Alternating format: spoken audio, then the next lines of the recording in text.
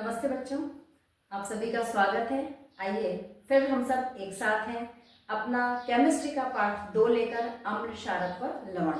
हम लेसन को शुरू करें उससे पहले एक इंटरेस्टिंग बात बताती हूँ बच्चों आपको। क्या आप जानते हैं कि किसी भी देश की जो उन्नति है या विकसित देश है वो किस बात से अंदाजा लगाया जा सकता है बच्चों? क्योंकि हम पढ़ रहे हैं अम्ल, क्षारक व लवण, तो आपको पता है H2SO4 की खपत या उत्पादन जिस देश में जितना ज्यादा होगा उस देश के उन्नत होने का या उस देश के विकसित होने का पता उस उत्पादन और खपत से लगाया जाता है बच्चों। अब आप पूछेंगे क्यों? तो भाई बच्चों, जितना विकसित देश होगा उसमें वाहन भी उतनी ज्यादा होंगे, गाड़ियां भी उतनी ज्यादा होंगी, और गाड़ियां ज्यादा होंगी तो फैक्ट्रीज भी उतनी ज्यादा होंगी, उद्योग धंधे भी उतनी ज्यादा होंगे। तो बच्चों H2SO4 का जो उपयोग है वो बैटरीज बनाने में किया जाता है, गाड़ियों में किया जाता है, सेल बनाने में किया जाता है। तो जितनी ज्यादा गाड़ियां होंगी उतनी ज्यादा फैक्ट्रीज होंगी, और जितना ज्यादा उसका उत्पादन हो रहा होगा, उतनी ज्यादा उसकी खपत हो रही होगी, वो देश उतना ही उन्नत माना जाता है बच्चों। तो आया आपको समझ में? चलिए इसी रोचक तथ्य के साथ हम अपना लेसन शुरू करते हैं, और हमारे पाठ का नाम है अम्ल, क्षारक व लवण। सबसे पहले पढ़ते हैं हम अम्ल। तो ऐसे यौगिक जो जलीय विलयन में H+ आयन देते हैं और स्वाद में खट्टे होते हैं, नीले लिटमस को लाल कर देते हैं, पीएच उनकी 7 से कम होती है, ऐसे जो यौगिक हैं वो अम्ल कहलाते हैं बच्चों। और अम्लों के उदाहरण है HNO3 नाइट्रिक अम्ल, H2SO4 सल्फ्यूरिक अम्ल और CH3COOH। अब बच्चों आप लोग कंफ्यूज हो सकते हैं कि कहां पर लिटमस को नीला करना है और कहां पर लाल करना है। तो बच्चों एक शब्द याद रखिए, अधिकतर लोगों का एक फ्रेंड होता है अनिल। अनिल शब्द को, अनिल अपने फ्रेंड को आप याद रखिए। अ से हो गया अम्ल, नी से हो गया नीला और ल से हो गया लाल। तो अम्ल जो होते हैं वो नीले लिटमस को लाल कर देते हैं बच्चों, ठीक है। और इसी तरह से क्षार जो होंगे, क्षार के लिए हम इसको उल्टा कर लेंगे, क्षार जो होंगे वो लाल लिटमस को नीला कर देते हैं, ठीक है। क्लियर है बच्चों? इसलिए अब आगे से आपको कंफ्यूज होने की बिल्कुल जरूरत नहीं है। अनिल शब्द को याद रखिए, आगे से चलेंगे तो वो अम्ल के लिए है, और पीछे से अगर चलेंगे लाल से नीला तो वो क्षारक के लिए हो जाएगा, ठीक है बच्चों। अब आ जाते हैं हम क्षारक पर। तो जलीय विलयन में वे यौगिक जो जलीय विलयन में OH- आयन देते हैं, स्वाद में कड़वे होते हैं, लाल लिटमस को नीला कर देते हैं, पीएच उनकी 7 से ज्यादा होती है, ऐसे वाले जो यौगिक हैं वो क्षारक कहलाते हैं। जैसे NaOH sodium hydroxide, KOH potassium hydroxide, NH4OH ammonium hydroxide. Next आ जाता है बच्चों, ये अम्ल और क्षारक तो हो गए, अंतर पूछ लिया जाता है, उदाहरण पूछ लिया जाता है, वो आप इसमें से दे सकते हैं। कई बार डायरेक्ट अम्ल और क्षारक न पूछकर एग्जाम में इस तरह से आ जाता है कि प्रबल अम्ल या दुर्बल अम्ल या प्रबल क्षार या दुर्बल क्षार, इनके 3 उदाहरण दीजिए, या किससे कहते हैं। तो बच्चों प्रबल अम्ल सबसे पहले आ रहे हैं प्रबल अम्ल पर। तो तनुकृत करने पर, तनुकृत का मतलब समझते हैं आप, यानी उसके अंदर पानी मिलाने पर, तनु कर रहे हैं हम उसको, यानी पानी मिला रहे हैं, तो उसमें पानी मिलाने पर या तनुकृत करने पर यदि अधिक सांद्रता में वो H+ आयन देते हैं तो, और वो पानी में पूर्ण रूप से घुल जाते हैं, तो इस तरह के जो अम्ल हैं वो प्रबल अम्ल कहलाते हैं बच्चों, ठीक है। प्रबल अम्लों के उदाहरण है HCl, H2SO4 और HNO3। इन तीनों को ही बच्चों खनिज अम्ल भी कहा जाता है। क्यों कह रहे हैं खनिज अम्ल? एक तो इसलिए कि इन तीनों का उपयोग जो होता है वो बहुत ज्यादा होता है, पर खनिज अम्ल कहने का कारण दूसरा है। और जो अम्ल होंगे वो कार्बन यौगिक होंगे, कार्बन से बने हुए होंगे, लेकिन देखिए बच्चों इसमें कोई भी कार्बन नहीं मिला हुआ। यहाँ जो H है, Cl है, S है, ऑक्सीजन है, नाइट्रोजन है, ये सारे के सारे प्रकृति से लिए हुए हैं। इस वजह से इन तीनों अम्लों को खनिज अम्ल भी कहा जाता है। बच्चों अगर ये प्रश्न आ जाता है और आप भूल जाते हैं तो आप किस शब्द को याद रखिए? हंसना, ठीक है बच्चों। तो हंसना को आप याद रखेंगे, ह से हाइड्रोक्लोरिक अम्ल, स से सल्फ्यूरिक अम्ल और HNO3 ना से नाइट्रिक अम्ल, ठीक है। तो इस तरह से बच्चों इस शब्द को याद रख के आप खनिज अम्लों को याद रख सकते हैं, साथ ही आप प्रबल अम्लों को भी याद रख सकते हैं। फिर आ जाते हैं दुर्बल अम्ल। तो तनुकृत करने पर कम सांद्रता में जो H+ आयन देंगे, क्या देंगे? कम सांद्रता में H+ आयन देते हैं और पानी में पूर्ण रूप से नहीं घुलते, वो वाले जो अम्ल हैं वो दुर्बल अम्ल कहलाते हैं। जैसे कि CH3COOH एसिटिक अम्ल सिरका में होता है, और H2CO3 कार्बोनिक अम्ल। ठीक है बच्चों, फिर आ जाता है प्रबल क्षार, वे वही प्रबल अम्ल की तरह कि अधिक सांद्रता में OH आयन देते हैं और पूर्ण रूप से पानी में घुलनशील होते हैं। ऐसे जो यौगिक होंगे वो प्रबल क्षार कहलाएंगे, जैसे उदाहरण है NaOH और KOH। दुर्बल क्षार कम सांद्रता में OH माइनस आयन देंगे और पानी में अल्प विलय होंगे। इसके उदाहरण है NH4OH और MgOH whole twice magnesium hydroxide. ठीक है बच्चों, तो ये चारों तरह के जो अम्ल क्षार जो है वो आपसे पूछ लिए जाते हैं। अब एक क्वेश्चन आपका और बन जाता है कि एक्वारेजिया किसे कहते हैं। तो बच्चों एक्वारेजिया कहो, अम्लराज कहो या रॉयल वाटर कहो, किसी भी नाम से क्वेश्चन आ जाता है, ये तीनों एक ही बात है। तो बच्चों जब हम 1 HNO3 मिलाएं और 3 हाइड्रोक्लोरिक अम्ल मिलाएं, 3 HCl अनुपात में और 1 HNO3 मिलाएं, तो जो बनने वाला अम्ल होगा वो बहुत ज्यादा प्रबल हो जाएगा और बहुत ज्यादा उस प्रबल अम्ल को ही हम एक्वेरेजिया, अम्लराज या रॉयल वाटर के नाम से जानते हैं बच्चों। इसका उपयोग कहाँ होता है, तो इसका उपयोग जो धातुएं होती हैं उन धातुओं को गलाने के लिए होता है। आप जानते हैं कि ये धातुएं जो होती हैं वो बहुत हार्ड होती हैं, कठोर होती हैं, इसलिए इस एक्वारेजिया के माध्यम से उनको गलाया जाता है। ठीक है बच्चों, अम्ल और क्षारक के बाद बच्चों आ जाते हैं अपन सूचक पे। तो सूचक क्या होते हैं, तो वे पदार्थ या वे यौगिक जो अम्लीय माध्यम में कुछ और रंग या गंध जो भी वो प्रदान करें और क्षारीय माध्यम में उनका रंग या गंध जो है वो अलग प्रकार के हो, ऐसे ही जो बच्चों यौगिक होते हैं उन्हें सूचक कहा जाता है। तो सूचक जो होते हैं वो 3 प्रकार के सूचक होते हैं। प्राकृतिक सूचक जो प्रकृति में पाए जाते हैं, जैसे कि हल्दी है, लाल पत्ता गोभी है, गुड़हल के फूल है, पिटूनिया है, तो ये प्राकृतिक सूचक होते हैं। संश्लेषित सूचक होते हैं, संश्लेषित सूचक को कृत्रिम सूचक भी कहा जाता है या प्रयोगशाला सूचक भी कहा जाता है, जैसे कि मेथिल ऑरेंज और फिनोक्सिलिन। इसी तरह से गंधीय सूचक होते हैं, गंध का मतलब होता है खुशबू या बदबू, जो गंध होती है वो। तो लौंग, प्याज और वनीला जो होते हैं वो अम्लीय माध्यम में कुछ और गंध प्रदान करते हैं और क्षारीय माध्यम में कुछ और गंध प्रदान करते हैं, तो इसलिए इन्हें गंधीय सूचक कहा जाता है बच्चों। ठीक है, एक चीज और आती है लिटमस, लिटमस पेपर। तो पेपर तो वो सिंपल सा पेपर स्ट्रिप होती है, लेकिन वो लिटमस बनाया किससे जाता है। अभी हमने कहा था अम्ल क्षारक में कि लाल लिटमस को नीला करता है, नीले लिटमस को लाल करता है, तो वो लिटमस बनता किससे है। तो लिटमस जो होता है वो एक तरह का विलयन होता है और वो लाइकेन नामक पौधे से बनाया जाता है। हिंदी में इसको लिचेन बोलते हैं और इंग्लिश में लाइकेन बोलते हैं। लाइकेन नामक पौधे के विलयन से बनाया जाता है जो बैंगनी रंग का होता है, और ये जो लाइकेन होता है वो थैलोफाइटा ग्रुप का सदस्य होता है। थैलोफाइटा के लाइकेन नामक पौधे से लिटमस बनाया जाता है। तो कई बार आपसे वस्तुनिष्ठ प्रश्नों में या रिक्त स्थानों में पूछ लिया जाता है कि लिटमस जो होता है वो कौन से पौधे से या कौन से ग्रुप के पौधे से बनाया जाता है। ठीक है बच्चों, हमने पढ़ लिया अम्ल के बारे में, क्षार के बारे में और सूचक के बारे में। अब जो हम पढ़ रहे हैं वो पढ़ रहे हैं अम्ल क्षार की रासायनिक अभिक्रिया है। तो अम्ल क्षार की रासायनिक अभिक्रियाओं में जो पहली अभिक्रिया आती है वो है धातु से क्रिया।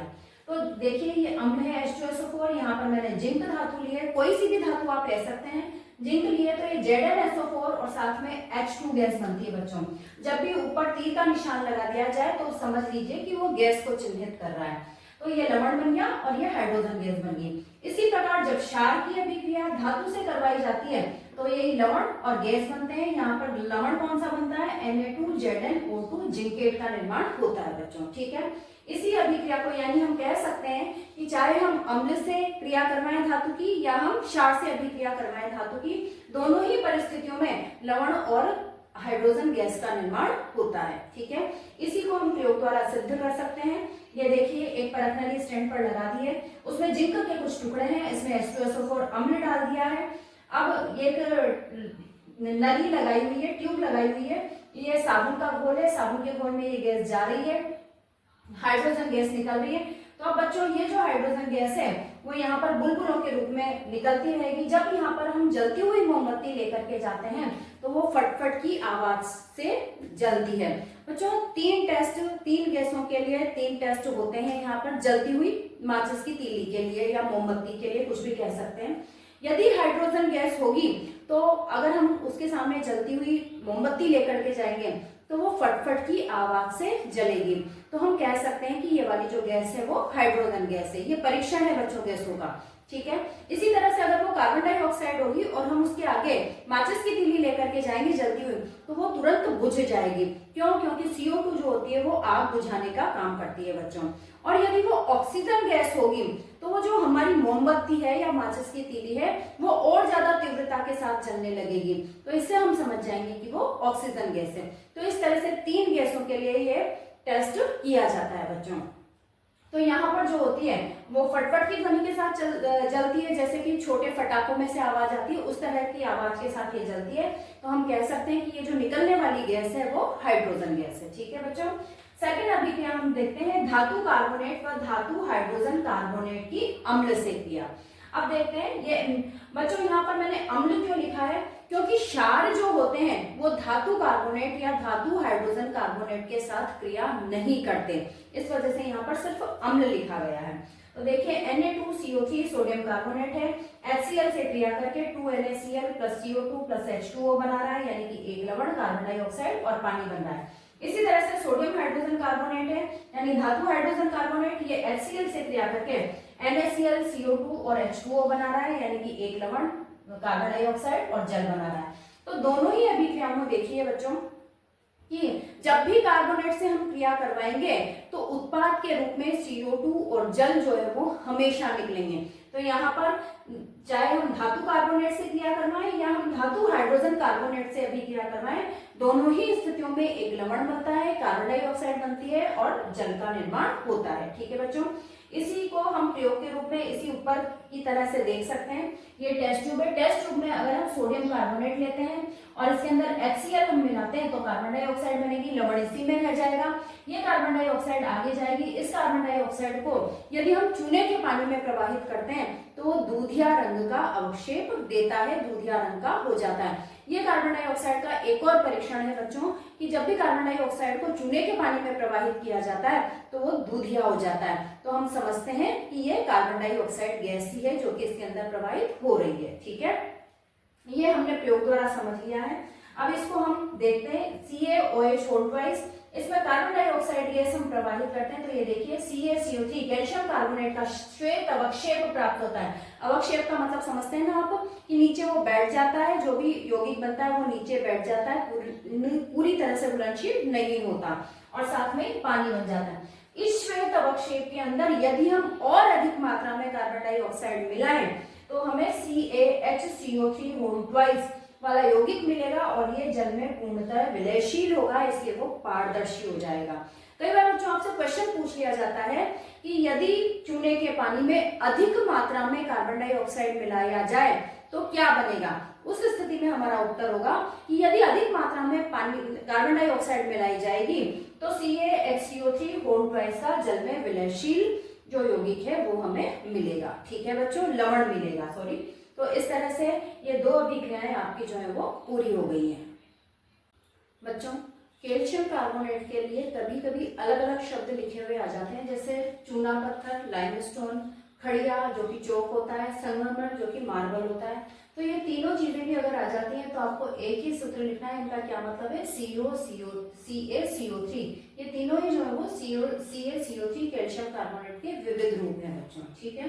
अगली जो अभिक्रिया हम पढ़ रहे हैं वो है अम्ल व क्षारक की परस्पर अभिक्रिया। तो बच्चों, अम्ल और क्षारक जब आपस में क्रिया करते हैं, अभिक्रिया करते हैं तो लवण व जल बनाते हैं। वो जो लवण बनता है वो उदासीन प्रवृत्ति का होता है बच्चों। क्यों? क्योंकि अम्ल जो है वो क्षारक के गुणों को नष्ट कर देता है और क्षार जो है वो अम्ल के गुणों को समाप्त कर देता है। इसलिए जो ये लवण बनता है वो उदासीन प्रवृत्ति का होता है, इसीलिए इसे उदासीनीकरण की अभिक्रिया भी कहा जाता है। ठीक है बच्चों। नेक्स्ट आ जाते हैं अम्लों के साथ धात्विक ऑक्साइडों की क्रिया। धात्विक ऑक्साइड का मतलब आप समझिए किसी भी धातु के साथ में ऑक्सीजन लगा दीजिए। Calcium oxide, zinc oxide, copper oxide, कोई सा भी हम ऑक्साइड ले सकते हैं। तो यहाँ पर लिया है ZnO जिंक ऑक्साइड। इस जिंक ऑक्साइड की जब अम्ल के साथ में क्रिया करवाई जाती है तो ZnCl2 लवण बनता है और जल बनता है। तो देखिए बच्चों, इस उदासीनीकरण की अभिक्रिया में भी यहाँ लवण और जल बन रहा था और यहाँ पर जब धात्विक ऑक्साइडों की क्रिया करवाई जाती है तो यहाँ पर भी लवण और जल बनता है। तो इसका मतलब हम क्या कह सकते हैं कि ये जो ZnO है, यानी जो धात्विक ऑक्साइड है, वो अम्ल तो यहाँ है ही सही, तो ये जो धात्विक ऑक्साइड है वो क्षार की तरह से क्रिया करके लवण और जल बनाता है। तो क्योंकि ये क्षार की तरह से क्रिया करता है इसलिए हम इसे क्षारकीय ऑक्साइड भी कहते हैं। और या फिर हम क्या कह सकते हैं कि जो धात्विक ऑक्साइड है उनकी प्रवृत्ति कैसी होती है, क्षारकीय होती है। देखिए बच्चों, मैंने इसको रिक्त स्थान के रूप में लिखा है। क्यों लिखा है? क्योंकि कई बार ये जो कि कौन सा क्षारकीय ऑक्साइड कहते हैं या कैसी प्रवृत्ति होती है धात्विक ऑक्साइड की, इस वाले क्वेश्चन को आपसे वस्तुनिष्ठ प्रश्नों में या रिक्त स्थानों के रूप में पूछ लिया जाता है। तो इसीलिए मैंने यहाँ पर इस क्षारकीय प्रवृत्ति के नीचे रिक्त स्थान लगा दिया है। ठीक है बच्चों, अब आ जाते हैं, अभी तो हमने की थी अम्लों के साथ धात्विक ऑक्साइडों की क्रिया। अब हम कर रहे हैं क्षारक के साथ अधात्विक ऑक्साइडों की क्रिया। अधात्विक ऑक्साइड का मतलब समझ रहे होंगे, अधातु के साथ कार्बन है, फास्फोरस है, नाइट्रोजन है, इनके साथ ऑक्सीजन लगा दीजिए तो अधात्विक ऑक्साइड हो जाएंगे। यहाँ पर मैंने लिया है कार्बन, तो अधात्विक ऑक्साइड क्या हो गया? Carbon dioxide gas. तो देखिए क्षारक लिया है कैल्शियम हाइड्रोक्साइड। कैल्शियम हाइड्रोक्साइड की जब हम कार्बन डाइऑक्साइड के साथ क्रिया करवाते हैं तो लवण CaCO3 और पानी ये दोनों बनता है। तो यहाँ पर भी देखिए बच्चों, ये लवण और पानी, यहाँ पर हाइड्रोक्साइड जो क्षार था वो था ही सही, तो ये जो है वो ये जो CO2 है अधात्विक ऑक्साइड है, ये अम्ल की तरह से क्रिया करके यहाँ पर लवण और जल बना रहा है। तो क्योंकि ये अम्ल की तरह से क्रिया कर रहा है इसलिए इसकी प्रवृत्ति जो होती है वो अम्लीय प्रवृत्ति होती है और इसे अम्लीय ऑक्साइड भी कहा जाता है। तो अधात्विक ऑक्साइड जो होते हैं वो अम्लीय ऑक्साइड भी कहलाते हैं। ठीक है बच्चों, अब आ जाता है ये सारी की सारी जो अभिक्रियाएं पढ़ी हमने वो पढ़ ली हैं, रासायनिक अभिक्रियाएं थी। अब जो हमारा नेक्स्ट टॉपिक है कि साहब अम्ल व क्षार में समानता क्या होती है। अभिक्रियाएं तो हमने पढ़ ली कि अलग अलग वो बना रहे हैं, कुछ में समान भी बना रहे हैं वो क्रियाफल, लेकिन इन दोनों में कुछ समानता भी होती होगी। बिल्कुल सही बच्चों, इनमें समानता भी होती है कि इनको तनुकृत करने पर जो अम्ल है, एसिड है, वो H+ आयन देता है और जो क्षार है, बेस है, वो OH- आयन देता है। तनुकृत का मतलब आप समझ गए होंगे कि यानी जब हम इनमें पानी मिलाते हैं, इनका जो जलीय विलयन होता है उसमें अम्ल H+ आयन और क्षार जो है वो OH- आयन देता है, जो कि जब ये आयन जब मिल जाते हैं तो ये किसी भी परिपथ में विद्युत के प्रवाह का कारण बनते हैं। ठीक है बच्चों, कोई भी परिपथ हमने लगाया है और विद्युत प्रवाहित हम करना चाहते हैं, ये देखिए मैंने बनाया भी है, ये 2 कीले हैं और इसके अंदर कॉर्क में दोनों जो कीले हैं एक एनोड का और एक कैथोड का काम कर रही है। इसको बैटरी के साथ, बल्ब के साथ और कुंजी के साथ जोड़ के मैंने परिपथ पूर्ण किया है। जब हम यहाँ पर इसके अंदर 2-4 बूंदे अम्ल की डाल देते हैं या 2-4 बूंदे क्षार की डाल देते हैं तो ये जो विलयन है वो जो परिपथ है उसमें विद्युत प्रवाहित होने लग जाती है और जो बल्ब है वो हमारा जल जाता है। ठीक है बच्चों, तो इस तरह से हम कह सकते हैं कि जब ये अम्ल और क्षार जो है वो आयन देते हैं और उस आयनों के कारण ही वो विद्युत जो है वो प्रवाहित होती है। बच्चों एक क्वेश्चन आ जाता है कि आसूत जल जो होता है वो विद्युत का प्रवाह क्यों नहीं करता। तो बच्चों बिल्कुल सिंपल है, इसी पर आधारित क्वेश्चन है कि यदि आसूत जल जो होता है उसमें प्योर जल उसको माना जाता है, शुद्ध जल उसे माना जाता है और उसमें किसी भी प्रकार के कोई आयन नहीं होते, तो उसके अंदर जब विद्युत धारा प्रवाहित की जाती है तो क्योंकि विद्युत धारा को प्रवाहित करने के लिए उसके अंदर आयन ही नहीं है तो इसलिए वो जो आसूत जल है वो विद्युत धारा का प्रवाह नहीं करता।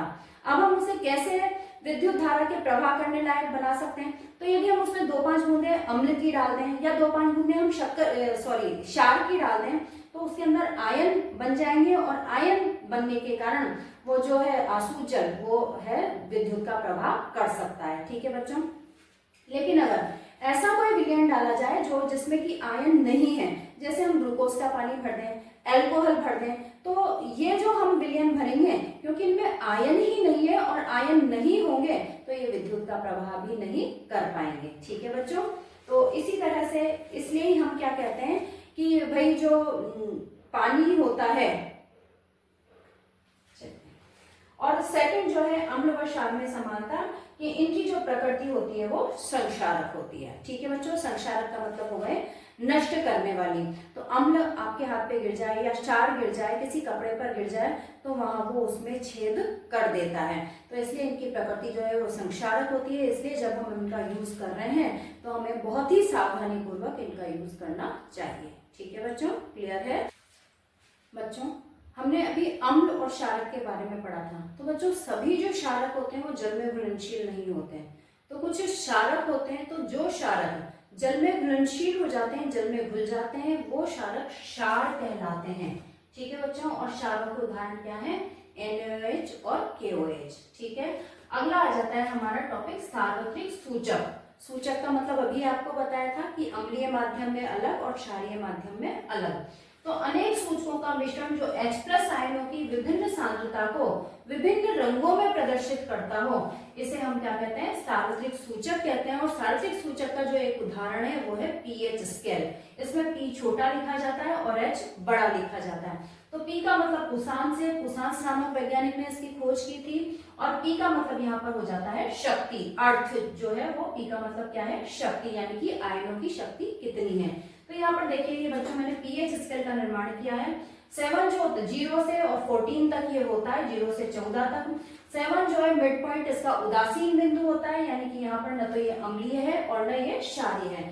7 से जब राइट साइड में जाते हैं, दाहिने हाथ की तरफ जाते हैं, तो OH- आयनों की सांद्रता जो होती है वो अधिक होती जाती है। इस वजह से 7 से 14 की तरफ जाने पर जो विलयन होता है वो अधिक क्षारीय होता जाता है। इसी प्रकार जब हम 7 से लेफ्ट साइड में चलेंगे तो H+ आयनों की सांद्रता अधिक होती जाती है और यहाँ पर जो विलयन होता है वो अधिक अम्लीय हो जाता है। ठीक है बच्चों, शुद्ध पानी का जो पीएच होता है जिसमें कोई आयन नहीं होता, उसका पीएच 7 होता है। इसी तरह से हमारे जो रक्त का पीएच है वो 7.4 होता है, नहीं होता है। ठीक है बच्चों, फिर आ जाता है दैनिक जीवन में पीएच का महत्व।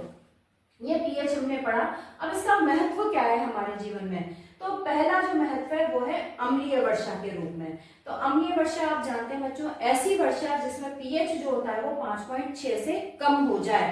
तो 5.6 से कम हो जाता है तो ऐसी बारिश जब होती है तो उसे हम अम्लीय वर्षा कहते हैं। और ये जो अम्लीय वर्षा होती है वो हमारी इमारतों को, हमारे पेड़ पौधों को, मिट्टी को और मनुष्य में और पशुओं में स्किन कैंसर का कारण भी वो बनती है। तो बच्चों अम्लीय वर्षा होती क्यों है, तो भाई जितनी ज्यादा मात्रा में हमारे यहाँ पर गाड़ियां चल रही है, उद्योग है, तो उनसे निकलने वाला जो धुआं है, उस धुएं में बहुत सारे प्रदूषणकारी तत्व होते हैं, जैसे कि SO2-, SO3-, NO3-, ये उन गैसों से निकलते हैं। और ये गैसें जब वायुमंडल में उपस्थित रहती हैं और जब बारिश होती है तो ये पानी में घुलकर और अम्ल बना लेती हैं और पानी के साथ में ये नीचे बरसती हैं।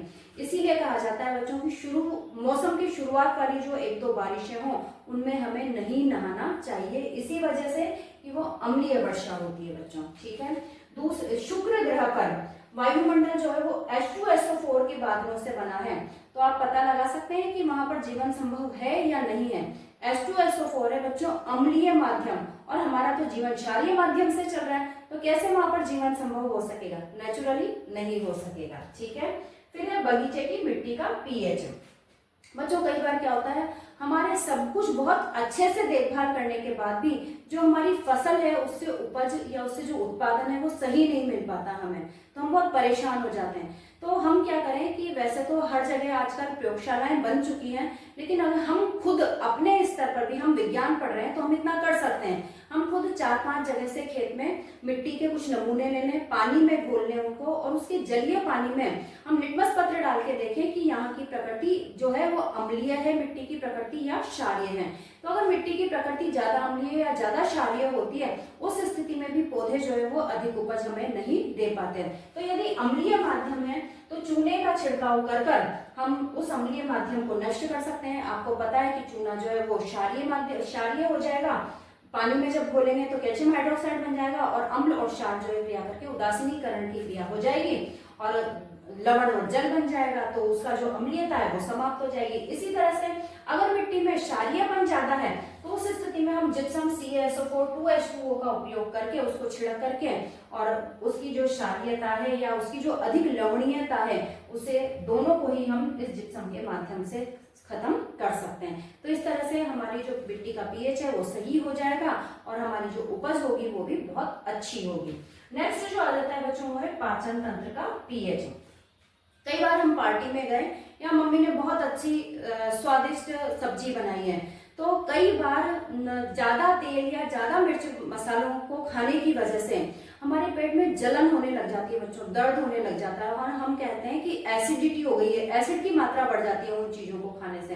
तो अब भाई पेट के एसिडिटी को कैसे समाप्त किया जाए, तो अम्ल बढ़ गया है तो क्षार अगर हम पिएंगे तो हमारी एसिडिटी खत्म हो जाएगी। तो मिल्क ऑफ मैग्नीशिया आता है बच्चों, मैग्नीशियम हाइड्रोक्साइड होता है, इसको पीने से, ये क्षार है, इसको पीने से पेट की अम्लता समाप्त हो जाएगी, उदासीनीकरण की क्रिया हो जाएगी और हमें जो है वो पेट दर्द में और जलन में शांति मिल जाएगी। बच्चों कई बार ऐसा होता है कि हमारे पास में मिल्क ऑफ मैग्नीशिया उपलब्ध नहीं हो पाता घरों में, तो उस स्थिति में बेकिंग सोडा जो होता है, खाने का सोडा, वो सभी के घरों में उपलब्ध रहता है बच्चों रसोई के अंदर। तो उसे भी अगर आप पानी में घोल लेंगे, बुलबुले उठेंगे, तो उस बुलबुले उठते हुए ही पानी को आप पी लेंगे तो वो भी हाइड्रोक्साइड का काम करता है, क्षार का काम करता है और वो भी आपके पेट में जा करके और ये जो आपकी एसिडिटी है उसे समाप्त कर देगा और आपको तुरंत ही आराम मिल जाएगा। ठीक है बच्चों, फिर आ जाता है दंतशय। तो बच्चों जब हम मिठाई खाते हैं या खाना खाते हैं और कुल्ला नहीं करते हैं, उस स्थिति में जो भोजन के जो छोटे छोटे कण हैं हमारे दांतों में फंसे रह जाते हैं और उन फंसे हुए भोजन के कणों को बैक्टीरिया खाते हैं। तो बैक्टीरिया उनको जब खाते तो हैं लेकिन वो साथ में हमारे मुंह के अंदर एसिड भी छोड़ते हैं। तो जब हमारे मुंह का पीएच 5.5 से कम हो जाता है तो एसिडिक माध्यम हो जाता है और उस एसिडिक माध्यम में जो हमारे दांतों का इनेमल है, बहुत कठोर पदार्थ है बच्चों, हमारी बॉडी का सबसे जो कठोर पदार्थ है, हड्डियों से भी कठोर पदार्थ, वो दांतों का इनेमल ही है। तो उस दांतों के इनेमल को ये नष्ट करने लगता है, घोलने लगता है। दांतों का इनेमल वहां से, जहां से कमजोर होता है वहां से टूट जाता है, घुल जाता है और बैक्टीरिया अंदर जो है वो चले जाते हैं हमारे मसूड़ों में और दांतों को खराब करने लग जाते हैं। बच्चों आपको पता है कि दांतों के इनेमल का जो रासायनिक नाम क्या है, वो है कैल्शियम हाइड्रोक्सी एपेटाइट और ये किसका रूप है, कैल्शियम फॉस्फेट का क्रिस्टलीय रूप है बच्चों। ठीक है, फिर आ जाता है पशुओं तथा पौधों द्वारा उत्पन्न रसायनों से आत्मरक्षा। कई बार बच्चों हमें मधुमक्खी काट जाती है या ततैया काट जाता है या चींटी काट लेती है, छोटे मोटे जीव जो हमें काट लेते हैं, तो वो काटने के साथ ही या डंक के द्वारा हमारे शरीर में जो एसिड होते हैं वो छोड़ देते हैं। अब हमारे शरीर की प्रकृति है क्षारीय, तो वो एसिड को सहन नहीं कर पाता और हमें जलन और दर्द का अनुभव होने लगता है बच्चों। तो कई बार आपने देखा होगा कि आपकी मम्मा जो होती है वो लोहे की चाबी को घिसकर, पानी में घिसकर और आपके जहाँ काटा है वहां पर लगा देती हैं, तो उस स्थिति में आपको आराम मिल जाता है। या कई बार हम ऐसा भी कर लेते हैं कि हमारे घर में जो बेकिंग सोडा है, अभी हमने ऊपर जिक्र किया था कि वो भी एक तरह का क्षार है, तो बेकिंग सोडा को 4-5 बूंदे पानी में मिलाकर उसे घोल के और उस जगह हम लगा लेंगे तो स्किन में जैसे ही वो क्षार जाएगा तो उस अम्ल को, जो कि उन जीवों ने छोड़ा है, उसे समाप्त कर देगा और समाप्त कर देगा तो हमें तुरंत ही उस जलन से और दर्द से मुक्ति मिल जाएगी। ठीक है बच्चों, तो इस तरह से पीएच का महत्व वैसे पूरे जीवन में ही है, पर यहाँ पर ये जो 5 पॉइंट है वो आपके लिए परीक्षा के लिए बहुत उपयोगी है। ठीक है बच्चों, हमारा जो शरीर है बच्चों वो 7 से और 7.8 पीएच परास के बीच ही कार्य करता है, यानी कि पूरी तरह से हमारा जो शरीर है वो क्षारीय माध्यम में ही कार्य करता है। आमाशय के अलावा पाचन तंत्र का जो आमाशय है वहां पर ही सिर्फ अम्लीय माध्यम में कार्य होता है, बाकी पूरे शरीर में आप लार ले लीजिए, रक्त ले लीजिए, पूरा जो शरीर है वो क्षारीय माध्यम का ही होता है। ऐसे बच्चों हम आ जाते हैं लवणों पर।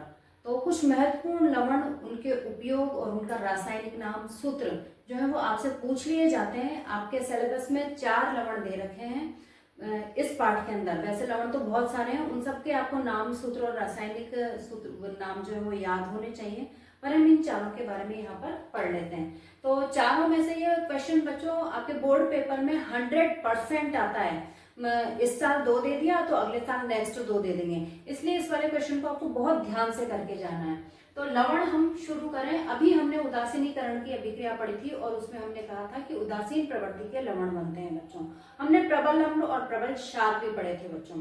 तो यदि प्रबल अम्ल हो और दुर्बल क्षार हो तो जो लवण बनता है बच्चों, क्योंकि अम्ल जो है वो प्रबल है, तो जो यहाँ पर लवण जो बनता है वो अम्लीय प्रवृत्ति का लवण होता है बच्चों। इसी प्रकार से यदि हमने प्रबल क्षार और दुर्बल अम्ल ले लिया तो लवण जो बनेगा वो प्रबल क्षार है तो वो क्षारीय प्रवृत्ति का बनेगा बच्चों। ये बात आप ध्यान रखना। प्रबल अम्ल है और प्रबल क्षार है तो उदासीन प्रवृत्ति का लवण बनेगा, दुर्बल अम्ल है और दुर्बल क्षार है तो उदासीन प्रवृत्ति का बनेगा। लेकिन जहां पर एक भी चीज प्रबल हो जाएगी तो वो जो लवण होगा वो उसी प्रवृत्ति का बनेगा। ठीक है बच्चों, अब जो नेक्स्ट इंपॉर्टेंट बात आपसे पूछी जाती है, जो नेक्स्ट अभिक्रिया आपसे पूछी जाती है वो है क्लोर क्षार प्रक्रिया। क्या होती है ये क्लोर क्षार प्रक्रिया? तो लवण अभी हमने पढ़ा कि जो NaCl होता है, सोडियम क्लोराइड, जिसे हम टेबल सॉल्ट भी कहते हैं, जो भी आपसे पूछ लिया जाता है कि नमक का रासायनिक नाम बताइए, तो सोडियम क्लोराइड, वेरी सिंपल, बहुत 6th क्लास से हम ये क्वेश्चन पढ़ते आ रहे हैं।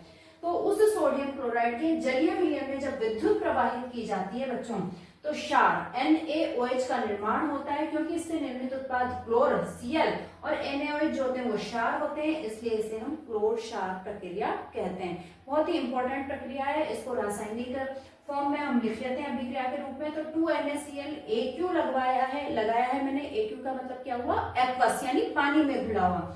तो 2NaCl एक्वस है, 2H2O है, जब क्रिया करवाते हैं 2NaOH एक्वस प्राप्त होता है, Cl2 गैस प्राप्त होती है और इसी के साथ हमें हाइड्रोजन गैस प्राप्त होती है। तो बच्चों ये जो तीनों चीजें क्लोर क्षार प्रक्रिया में उत्पाद के रूप में हमें मिली हैं, ये तीनों ही चीजें हमारे लिए बहुत इंपॉर्टेंट है, क्योंकि इन तीनों का ही बहुत ज्यादा उपयोग किया जाता है। क्लोरीन जो होती है वो हमें एनोड पर प्राप्त होती है, क्योंकि क्लोरीन खुद एक ऋणात्मक आयन है, तो वो हमें एनोड पर, जो कि धन वाला रहता है, तो उस पर प्राप्त होगी। इसी तरह से हाइड्रोजन और NaOH जो है वो स्वयं धन प्रवृत्ति वाले रहते हैं, इसलिए ये हमें कैथोड पर प्राप्त होते हैं। तो क्लोरीन का क्या कार्य होता है? तो बच्चों स्विमिंग पूल में हर 7-8 दिन में पानी को जब साफ किया जाता है, यहाँ तक कि स्विमिंग पूल में ही नहीं, हमारे पीने के पानी की जो टंकियां होती है, बड़ी बड़ी टंकियां, जहां से नलों में पानी डिस्ट्रीब्यूट किया जाता है, हमें शहर में पानी डिस्ट्रीब्यूट किया जाता है, वहां पर भी क्लोरीन गैस डाल करके और पानी को स्वच्छ किया जाता है। इसके अलावा PVC, रोगाणुनाशक, CFC, कीटनाशक निर्माण में भी क्लोरीन गैस का उपयोग होता है, इससे किया जाता है। इसी प्रकार से हाइड्रोजन गैस, इसका उपयोग ईंधन में, मार्गरीन में, खाद के लिए, अमोनिया निर्माण में इसका उपयोग होता है। लास्ट में जाता है NaOH, जो कि कैथोड पर प्राप्त हो रहा है। तो साबुन, अपमार्जक, कागज, कृत्रिम फाइबर बनाने में और धातुओं की ग्रीस हटाने में बच्चों सोडियम हाइड्रोक्साइड का उपयोग किया जाता है। ठीक है बच्चों, तो ये हो गई क्लोर क्षार प्रक्रिया और इसमें जो निर्मित उत्पाद हैं उनके उपयोग। अब आ जाते हैं हम कुछ महत्वपूर्ण लवणों पर। तो पहला जो लवण है वो है विरंजक चूर्ण। कई बार क्वेश्चन पूछ लिया गया है, इसका रासायनिक नाम बताइए, रासायनिक सूत्र लिखिए, किस तरह से इसका उत्पादन किया जाता है और इसके उपयोग बताइए, कुछ भी पूछ लिया जाता है। तो विरंजक चूर्ण, इसका जो सूत्र है वो है CaOCl2 और इसका रासायनिक नाम है कैल्शियम ऑक्सीक्लोराइड। और जब कैल्शियम हाइड्रोक्साइड की क्लोरीन के साथ क्रिया करवाई जाती है तो CaOCl2 जो कैल्शियम ऑक्सीक्लोराइड है वो हमें यहाँ पर प्राप्त होता है, साथ में ही हमें जल प्राप्त होता है। इसके उपयोग क्या क्या है बच्चों? तो वस्त्र उद्योग में, कागज उद्योग में, लॉन्ड्री में विरंजन के रूप में इसका प्रयोग किया जाता है। विरंजक के रूप में बच्चों, विरंजक क्या होता है? विरंजक होता है जो कि किसी के कलर को हटा देता है, डार्क कलर को लाइट कर देता है। तो लॉन्ड्री में कपड़े धुलने के लिए हम डालते हैं तो निशान हो जाते हैं किसी चीज के, तो उसको भी हटाने के लिए इस विरंजक के रूप में इसका उपयोग किया जाता है। नेक्स्ट है रासायनिक उद्योगों में अपचायक के रूप में इसका प्रयोग किया जाता है। और थर्ड है जल को जीवाणु मुक्त करने में इसका उपयोग किया जाता है। क्लियर है बच्चों यहाँ तक? नेक्स्ट बच्चों जो लवण है हमारा वो है बेकिंग सोडा, जो कि सभी के घरों में पाया जाता है। इसका सूत्र है NaHCO3 और रासायनिक नाम है सोडियम हाइड्रोजन कार्बोनेट। कैसे बनाया जाता है? इसका जो मूल पदार्थ होता है वो वही हमारा टेबल सॉल्ट होता है, NaCl, H2O और CO2। इनकी जब क्रिया होती है तो NaHCO3 बनता है और NH4Cl बनता है बच्चों। तो इस तरह से इस अभिक्रिया के द्वारा बेकिंग सोडे का निर्माण किया जाता है। इसका उपयोग पेट की अम्लता को समाप्त करने में, जैसा कि अभी थोड़ी देर पहले मैंने बताया था, इसकी प्रवृत्ति जो होती है वो क्षारीय होती है, इसलिए पेट की अम्लता को दूर करने में इसका उपयोग किया जाता है। सोडा अम्ल अग्निशामक के रूप में इसका उपयोग किया जाता है। ब्रेड, केक, इडली जैसे खाद्य पदार्थों को मुलायम और स्पंजी बनाने के लिए, कितने फ्लफी होते हैं वो, स्पंजी बनाने के लिए इसका उपयोग किया जाता है। तो बच्चों वो स्पंजी कैसे बनते हैं? तो इस अभिक्रिया के द्वारा बनते हैं कि MaHCO3 में जब भी कोई अम्ल हल्का सा, जैसे टाटरी मिला दी जाती है तो हल्का सा, या सिट्रिक एसिड मिला दिया जाता है, तो वो अम्ल जब सिरका जो रहता है, एसिटिक एसिड, वो मिलाते हैं तो दुर्बल अम्ल होता है, उसके H+ आयन से ये क्रिया करके CO2 गैस, H2O और अम्ल का सोडियम लवण बनाता है। तो जो ये CO2 गैस बनती है वो CO2 गैस उसमें से छेदों के रूप में छेद बना करके और निकल जाती है और वो उस खाद्य पदार्थ को बहुत ही मुलायम और स्पंजी बना देती है बच्चों। ठीक है, अगला जो हमारा लवण है वो है धोने का सोडा। इसका जो सूत्र है वो है Na2CO3 और डॉट लगा के 10H2O यहाँ पर लिखे, यानी कि ये सोडियम कार्बोनेट का जो जलीय क्रिस्टल इसमें 10H2O है वो मिल रहे हैं। ठीक है, तो अब ये इसका निर्माण कैसे हुआ, Na2CO3 10H2O से जब हमने क्रिया करवाई सोडियम कार्बोनेट की तो Na2CO3 डॉट और 10H2O का निर्माण हुआ बच्चों। अब बच्चों आप ये पूछ सकते हैं कि यहाँ पर डॉट लगा के H2O क्यों लिखा है हमने, तो भाई ये जो सिर्फ सोडियम कार्बोनेट है ये इसी को ही हम धोने का सोडा नहीं बोल सकते। इसके अंदर जब 10 अणु जल के मिलेंगे तभी हम इसको धोने का सोडा कहेंगे। तो ये 10 अणु हैं कौन से बच्चों, तो ये जो 10 अणु मिल रहे हैं उसे हम बोलते हैं क्रिस्टलीय जल। अब क्रिस्टलीय जल क्या होता है, तो भाई लवण के एक सूत्र इकाई में जल के निश्चित अणुओं की संख्या को क्रिस्टलीय जल कहते हैं। और क्रिस्टलीय जल जब तक मिलता नहीं है तब तक उस जो यौगिक है पर्टिकुलर वो जो यौगिक है उसका निर्माण नहीं होता। तो ऐसे जैसे कुछ यौगिक है CuSO4 5H2O कॉपर सल्फेट, इसमें 5H2O मिल रहे हैं तो ये नीला होता, CaSO4 2H2O ये जिप्सम है बच्चों। तो ये जो अणु है हाइड्रोजन है पानी के जो अणु हैं वो हमें इसमें मिलाने हैं डॉट लगा करके, तभी उस सूत्र का निर्माण हमारे होगा। ठीक है, तो ये इसे कहा जाता है क्रिस्टलीय जल। अब ये क्रिस्टलीय जल होता है या नहीं होता, आपका जो कपड़े धोने का सोडा होता है सर्फ होता है बच्चों, उसको हाथ लगा के आप छू के देख सकते हैं, आपको उसमें जल की आर्द्रता जो होती है वो अनुभव होती है। और अगर आपको पता लगाना है तो एक परख नली में ऊपर हम कुछ भी रुई या कॉर्क लगा दें और थोड़ा सा ये ले लें धोने का सोडा और उसको हल्का सा गर्म करें, तो हम ये देखते हैं कि उसमें से जो कुछ बूंदें पानी की निकल के छोटी छोटी बूंदें हैं जो कि इसमें थी शामिल, वो निकल के और उसकी परख नली पर जम जाती है, क्योंकि ऊपर तो हमने डॉट लगाया हुआ है तो इस वजह से वो परख नली में रहती है और उसमें जम जाती है और उसका जो रंग है वो भी हल्का सा चेंज हो जाता है। यानी उसका जो अणुसूत्र बना है, जो उसका एक वो बना है कॉन्फिगरेशन बना है, वो H2O के अणुओं के जुड़ने से ही बना है बच्चों। ठीक है, अब इसके धोने के सोडे के जो उपयोग हैं वो क्या क्या है कि कांच साबुन तथा कागज उद्योगों में, बोरेक्स जैसे सोडियम यौगिकों के निर्माण में, घरों की कपड़ों की साफ सफाई में और जल की स्थायी कठोरता को दूर करने में धोने के सोडे का उपयोग किया जाता है। नेक्स्ट जो आता है बच्चों वो है प्लास्टर ऑफ पेरिस, इसे पीओपी भी कहा जाता है। इसका सूत्र है CaSO4 half H2O, calcium sulphate का अर्ध हाइड्रेट है ये। इसको बनाया कैसे जाता है कि जब जिप्सम अभी हमने पढ़ा था CaSO4 2H2O, जब जिप्सम को 373 केल्विन ताप पर गर्म किया जाता है तो इसका जो 1.5 अणु पानी होता है वो उड़ जाता है और हमें CaSO4 half H2O calcium sulphate का अर्ध हाइड्रेट जो है वो पीओपी के रूप में प्राप्त हो जाता है। अब इससे उपयोग बच्चों, जब हमारी हड्डियां टूट जाती हैं और डॉक्टर प्लास्टर बांधता है तो प्लास्टर में जो वो लगाता है हार्ड करने के लिए वो पीओपी ही होता है। ठीक है, प्लास्टर बांधने के लिए इसका उपयोग किया जाता है टूटी हुई हड्डियों में, खिलौने बनाने के लिए, बहुत सारे पक्षी जो हैं भगवान की मूर्तियां आपने दशहरे मेले में या और किसी मेले में या गलियों में आते हैं बेचने वाले, वो देखे होंगे कबूतर बने हुए होते हैं, तोते बने हुए होते हैं, डॉल्स बनी हुई होती हैं, तो वो सब जो मूर्तियां होती है या कुछ सजावट के जो सामान होते हैं उनको बनाने के लिए इसका उपयोग किया जाता है। जब नए घर का निर्माण होता है तो जो दीवारें होती है वो रेत की वजह से खुरदरी होती हैं, उन खुरदरी दीवारों को चिकना बनाने के लिए उस पर पीओपी का जो परत है वो चढ़ाई जाती है।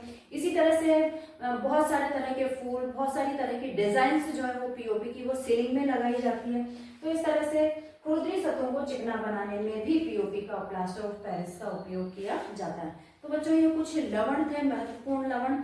इस तरह से ये लवण पढ़कर और इनके उपयोग पढ़कर हमारा ये पार्ट जो है केमिस्ट्री का हमारा दूसरा पार्ट था। 4 पार्ट है हमारे बुक के अंदर टोटल केमिस्ट्री के, तो ये जो दूसरा पार्ट है वो पूरा हो गया है। आप सभी लोगों को अगर लेसन पसंद आ रहा है तो सब्सक्राइब कीजिए, लाइक कीजिए और शेयर कीजिए। आप सभी लोगों से सब्सक्राइबर्स की जो एक चेन है वो बननी चाहिए बच्चों। हम साइंस पढ़ रहे हैं, हमें समझ में आ रहा है, तो दूसरे लोगों तक भी ये पहुंचना चाहिए। ठीक है बच्चों, इसी के साथ आपसे विदा चाहती हूँ। धन्यवाद, नमस्ते।